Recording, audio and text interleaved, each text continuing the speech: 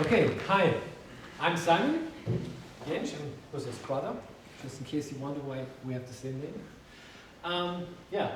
My role is I'm the CTO of Slockit and the director of blockchain development and blockchains.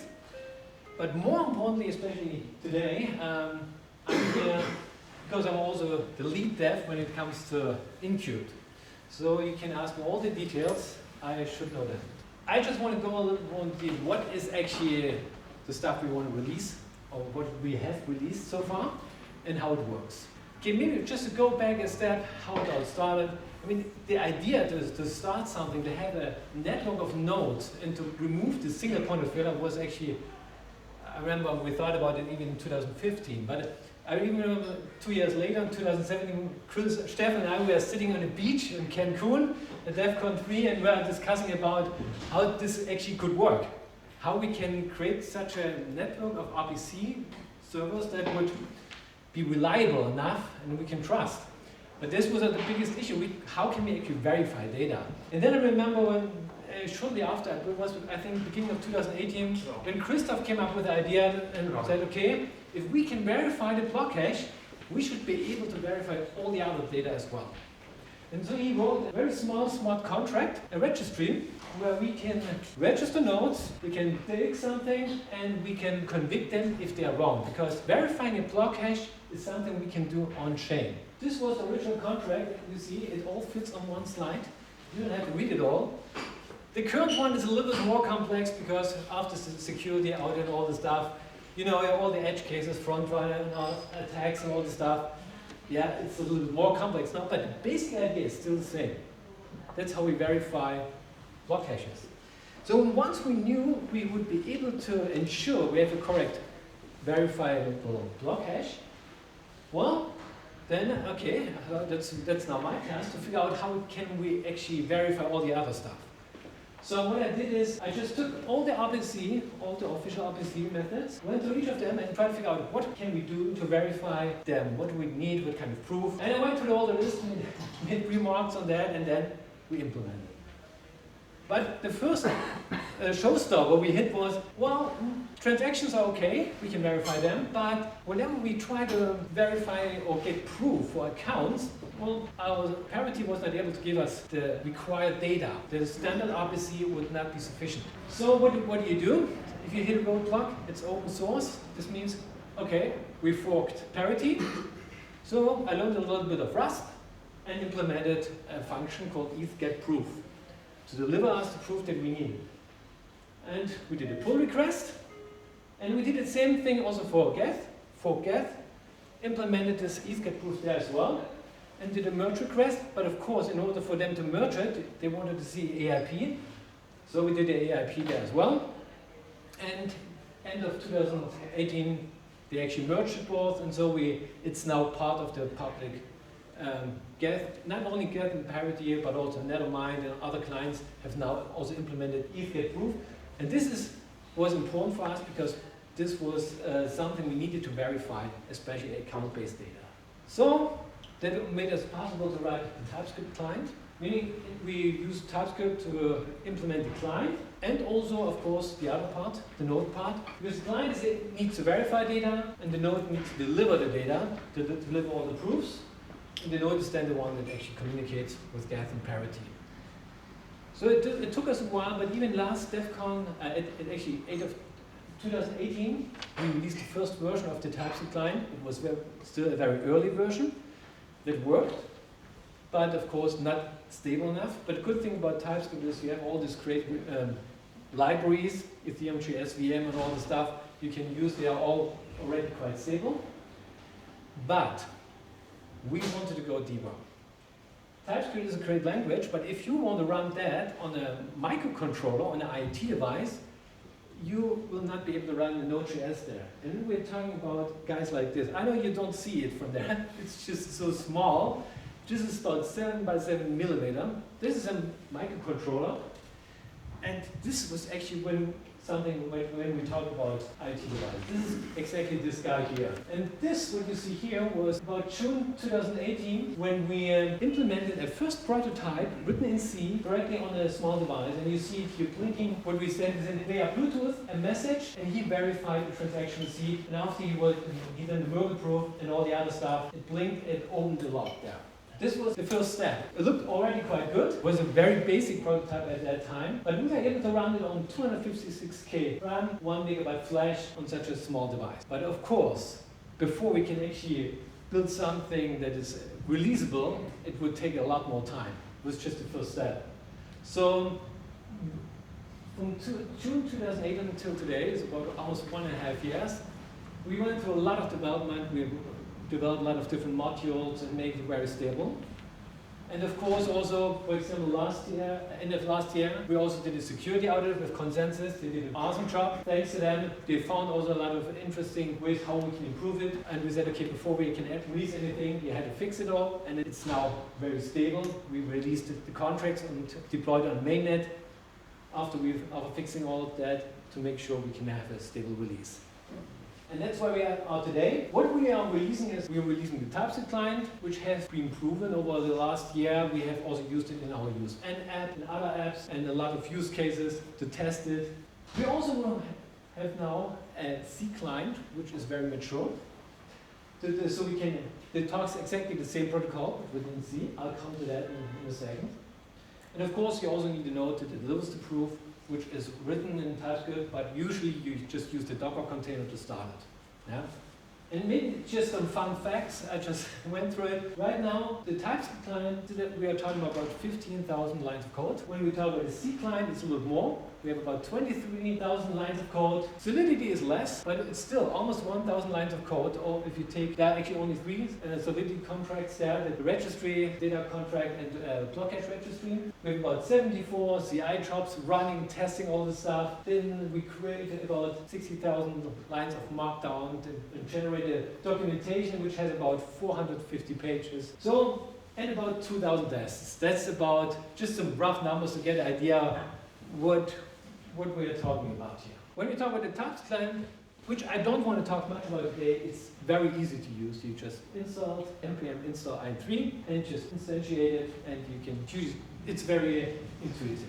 Yeah? We have talked about this before, and I hope if you test it, there's a lot of documentation examples you can simply go for. But today I just want to talk a bit more about the C client. And one of the questions that a lot of people ask me, why did you implement it in C? Why didn't you use Rust? Rust is so cool. And well, let me make sure, I love Rust. And I also feel that Rust is a very safe and a great language to do it with. And we actually wanted to do it in Rust in the beginning, but we're also pragmatic. Because one of the interesting things when you look at the Stack Overflow survey from last year, if it comes to the most loved language, Rust is number 1, 83%, which is great. But when you ask the same people, what are the languages you're using in projects, well, Rust is only 3%. In fact, there are more people using it simply than Rust. So, and if you look at especially in IoT devices and embedded systems, most people are just using C or C++ there. And we wanted to write something that they can integrate in the devices. And so using the tool chain they're already used to would be actually a good choice. Don't get me wrong, maybe in the future, Rust will probably climb up there. I'm pretty sure about that. And maybe we even port it to Rust then. But for now, if you want to get something to run on an embedded device, usually C is probably the easier choice. I even found on Rust embedded, well, they suggest themselves that right now, using Rust is quite tricky with the current systems there to let it run on embedded devices. Another very important thing is size matters. And I'm not talking about the physical size of this chip, but we know we have limited resources. And that was something that was very important for us from the beginning to make sure we can run these limited resources. Today, on my MacBook, for example, if I compile Incubed, I get an executable about 300 kilobytes. This includes everything, yeah? Including the complete EVM. It's just enough.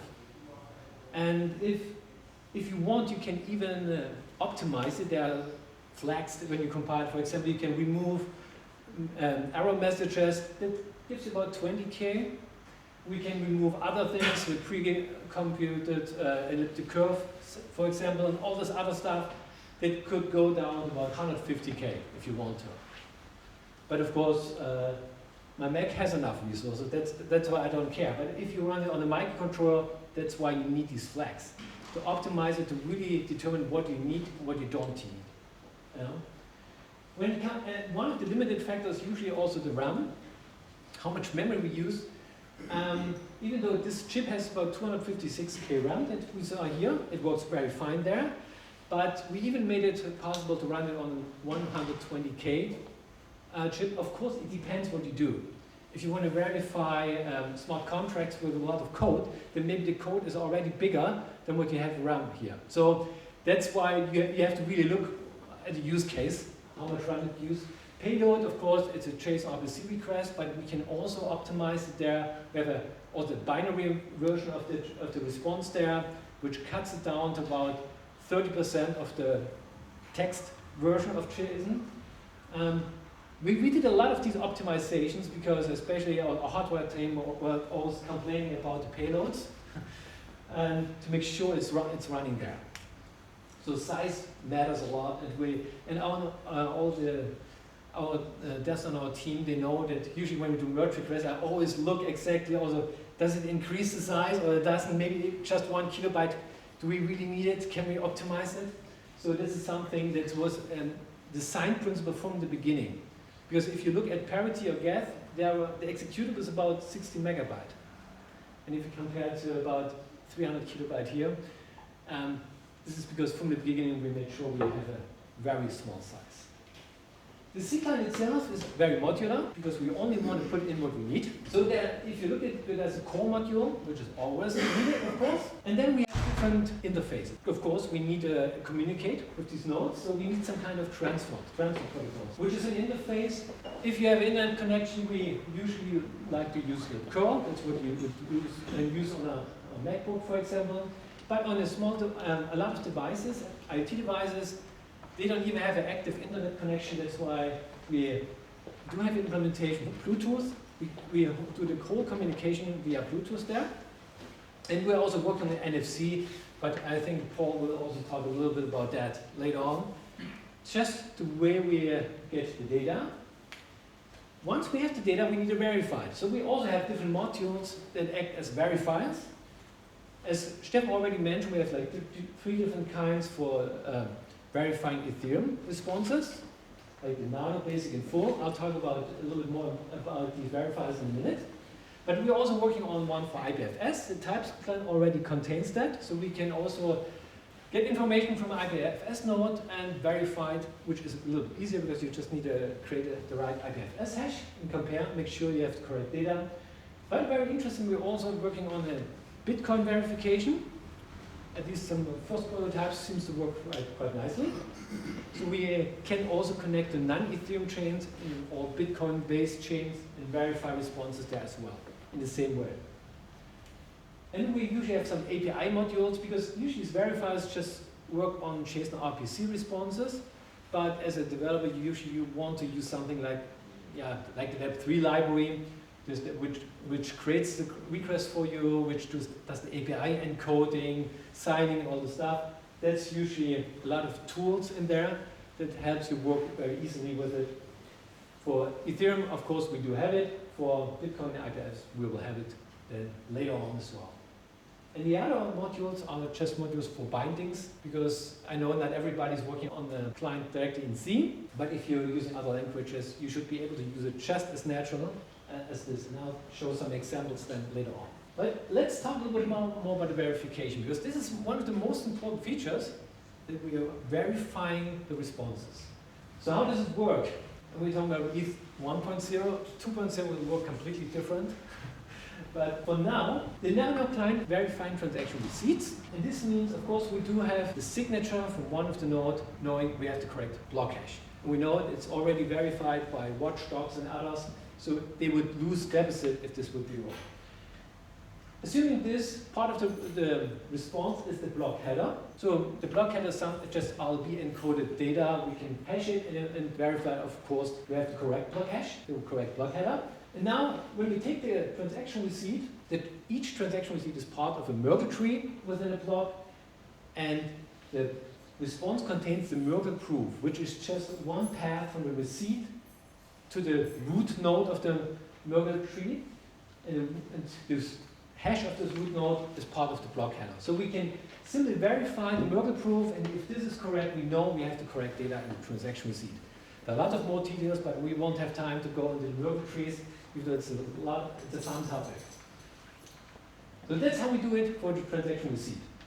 For a balance, for example, if you want to check a balance, it's very similar. The only difference here is balance are part of the global state, meaning instead of taking the transaction receipt root, we take the state root and create a Merkle tree, a Merkle proof to the account. The account is just the nonce, balance, storage hash, and code hash, all be encoded, and then we can verify if this matches the correct hash, and if it does, we know it's verified. A little bit more complicated is it if you want to verify ETH calls. If you want to call a function of a smart contract, well, in this case, you usually just get a simple response. But how do you know this is correct? What we do is we send a request to Node. The Node will run this call, which is technically also a transaction, but not a transaction that would be persisted.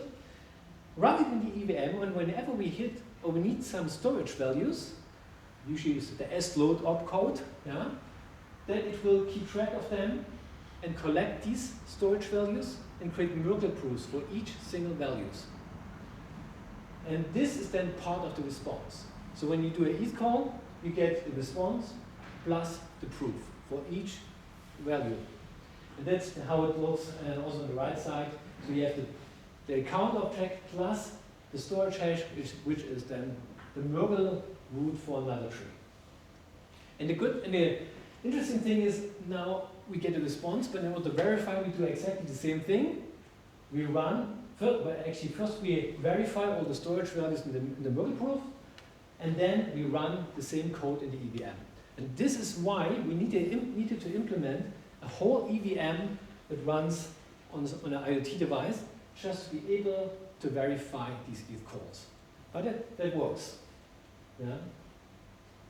Okay, for Bitcoin, this is something actually we are still working on, but just to give you a rough idea of how it works, because I thought it's quite interesting how you can verify Bitcoin transaction on Ethereum. We use the same idea, we're using signed block hashes. Actually, in the beginning, we also used to do it just like SPV clients would do by verifying just a proof of work, but this is not sufficient as a security. We also add the signed block hash, meaning we know what the hash of the header should be. And then we can verify blocks or transactions by just serializing all transactions in there and creating the root hash. It's very similar. It's using a different kind of Merkle tree in Bitcoin. It's a little bit simpler.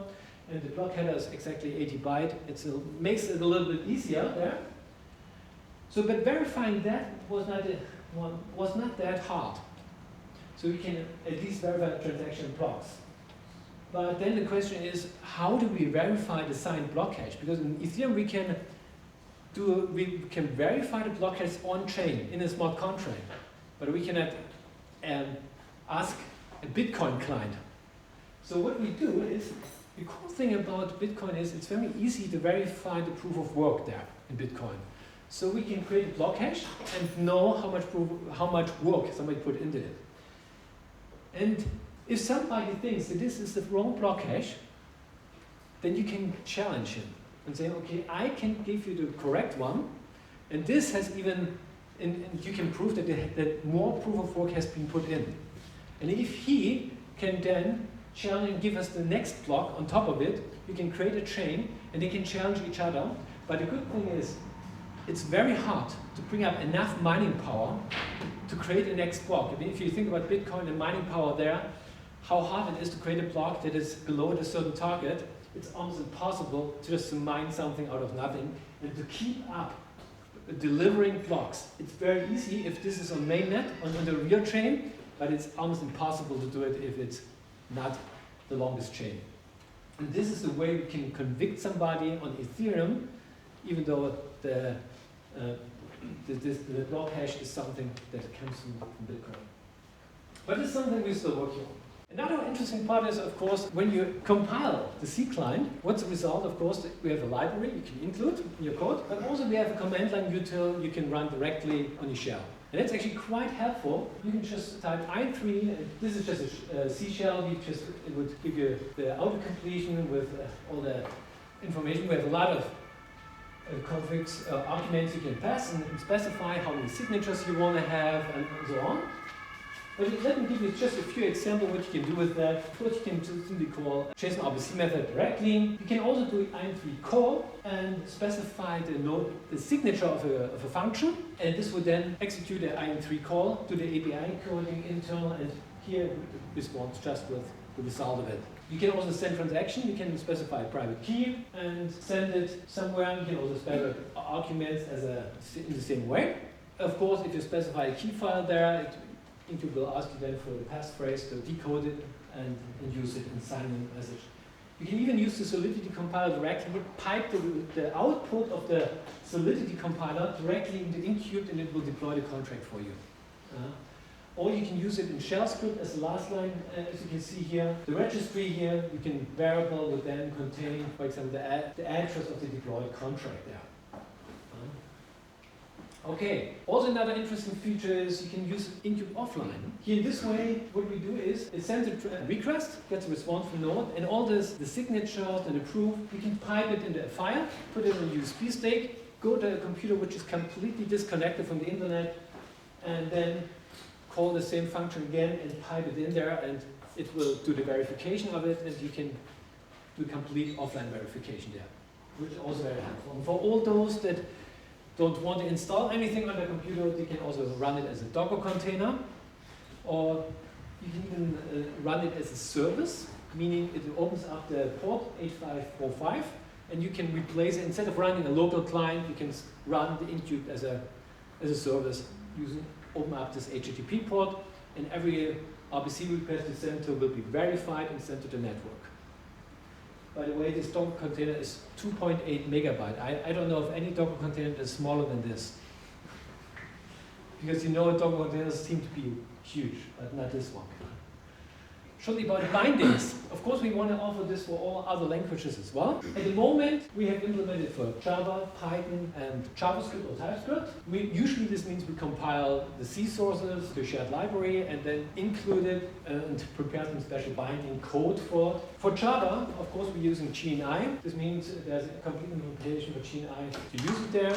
And that's how you use it, pretty straightforward. Why is Java so important? Because this also means you can use it as native Android. In the Android app directly, you can integrate it there. There's actually two ways. One thing is our CI usually creates a jar file and embed all the compiled shared libraries. That's helpful. So you have only one jar file that you need. That's all there is. But also, if you want, we have prepared one example how you create an Android app and use it natively there. And here we compiled only the sources we need and actually integrated the Android Studio. So this is the basic idea. Of course, if you can use it in Java, you can also use it in Kotlin and other languages as well that are based on a Java virtual machine. Python is something we have not released yet, but hopefully in the next few weeks we will. There's still some minor things we will need to finish first, but it's already working and it works quite straightforward. You can just use it, and here, of course, we also you can use pip install IN3, and it will give you install the packages including the shared libraries, and will run at native speed. And of course for JavaScript we used Wasm. This is actually quite interesting, because what we did is we used the C sources, used mscripten and compiled it to Wasm. And then we added some glue code to it, obviously, so you don't even know that you're using Wasm. And this will then end up in a module called IN3-Wasm, which you can install. It has the same interface as the TypeScript client, almost, some minor changes, let's do it this way. But the difference is actually quite interesting to see, because obviously Wasm is something that runs almost at native speed. And also, Wasm is currently supported on almost all the browsers. So it's something that can be used almost everywhere, except one thing, and then where we found it wasn't used yet, or it wasn't supported yet, when we used to try to React Native, because it uses a different JavaScript engine, and there they had some issues with Wasm. But that's why we have this ASM.js branch there, Because the good thing about Wasm Mscript is it is also able to produce pure JavaScript. It's not quite as fast as Wasm, but at least it runs everywhere. But I believe this is just a question of time until also React Native is then using a JavaScript agent that actually supports Wasm as well. Because actually it is already supported, but not at the current release yet. But interesting, if you compare them, this is from an NPM package. The first one is a TypeScript client, having all the typical dependencies that you use there. If you pack them with Browserify, you come up with a size about 3 megabytes for the plus the JavaScript code itself, which is a lot, but it's okay. Let's put it this way. It's okay to run it in the browser. But of course, you also have the dependencies, the usual dependencies. But if you look at Wasm or ASM.js, you see this 0 dependencies. This is actually something we're kind of proud of. You don't find too many Node.js modules that have 0 dependencies, but this one does. Because all the code is already in the C code in there, and that's why we can compile it with no dependencies at all. This is not just something that's cool, but it's also very important when it comes to security. Because a lot of problems that we see are usually problems related to dependencies. Usually you don't even know what kind of dependency you're on. Even though it says 19 dependencies, if you look at node modules there, you will find a lot more than 19. Yeah? And you know that. So, and you don't even know what's all running in your app, because usually you don't verify all the code. So, but this time, here we know exactly what's running there. It makes it very secure.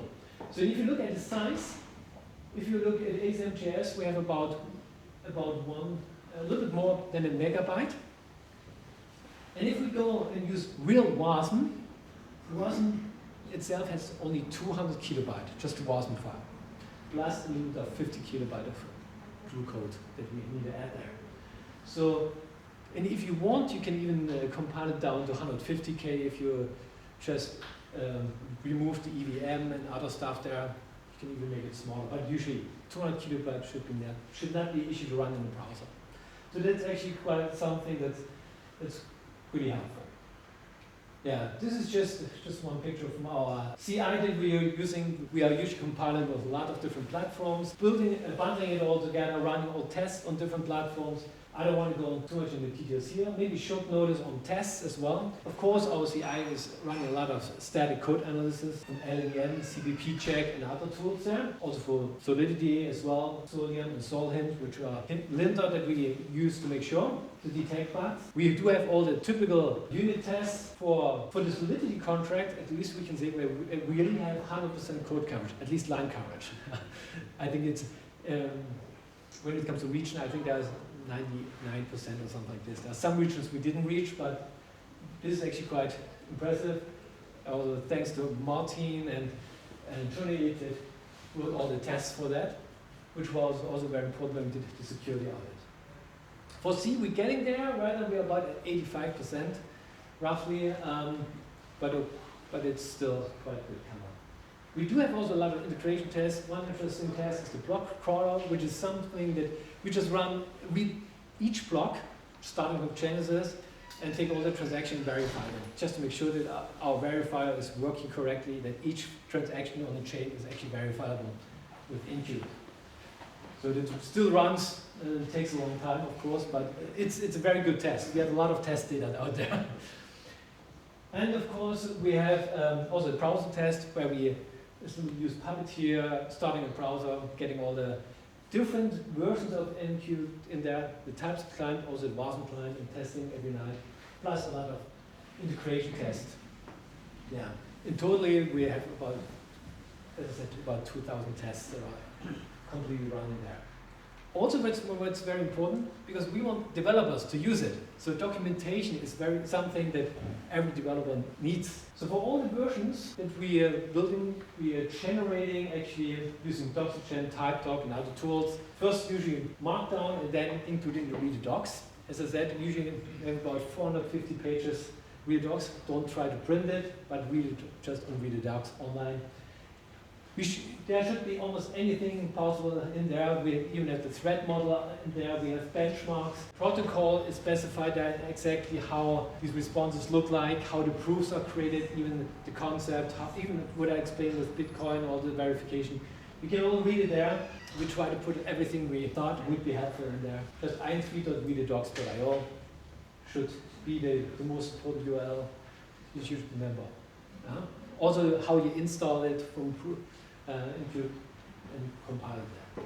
We also have some additional tools. One of the things is, for example, we have a very nice dashboard where we can show what are all these Incubed nodes currently doing, how many requests are they processing, and so you can follow that as well. And of course, if you want to run your own, or set up your own node, we also prepared a small wizard that will help and guide you through it, because yes, it's a little bit tricky sometimes to run your own node, but of course there are some remarks on the video docs, but this is then the wizard. There's also a link in video docs there. Okay, maybe at the end, just what are next steps? Currently we just released our stable release here. The next steps, Stefan already mentioned, we are currently working on an incentive layer to give you a reason why you should register a node. We hope that this will probably be finished in the next few months. And then the next release also, we probably will have the Bitcoin and IPFS verification, which is something we're also looking forward to. And then during the end of the year, we hope we will be so far to have at least the first version that will work with ETH 2.0, because this is all still ETH 1. And then we are also looking, of course, into other chains to support as many chains as possible. Probably we are start looking at Substrate and others there as well. So you can have one client that is able to connect and verify to as many chains as possible. So there's a lot of work ahead of us, but I think we made a good start with the Incubed client that we have right now. Thanks for listening.